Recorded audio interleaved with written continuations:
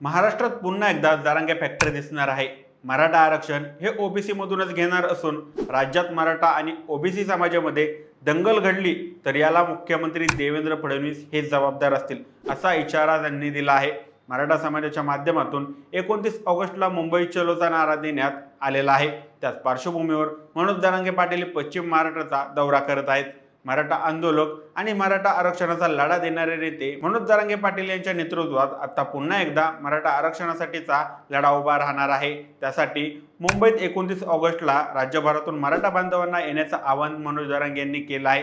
येत्या 29 ऑगस्ट रोजी आरक्षणाचा तुकडा पाडणार, आरक्षण घेणार, ते पण ओबीसीतूनच। राज्यात मराठा आणि ओबीसी समाजामध्ये दंगल घडली तर त्याला जबाबदार मुख्यमंत्री देवेंद्र फडणवीस असतील, अशा शब्दात जरांगे पाटलांनी राज्य सरकारला आणि मुख्यमंत्र्यांना इशारा दिला आहे। देवेंद्र फडणवीस हे ओबीसीसाठी लढणारे असतील तर ते मराठ्यांसाठी लढणार नाहीत, असाच त्यांचा अर्थ होतो, असेही जरांगे यावेळेस म्हटले आहे। त्यामुळे आता गणेश उत्सवात जरांगेने लाखो मराठा बांधवांसह मुंबईत पाऊल टाकलं तर मोठी तफावत पाहायला मिळणार आहे। जरांगेच्या वक्तव्याबाबत तुमची मते काय आहेत, आम्हाला कमेंट करून नक्की कळवा।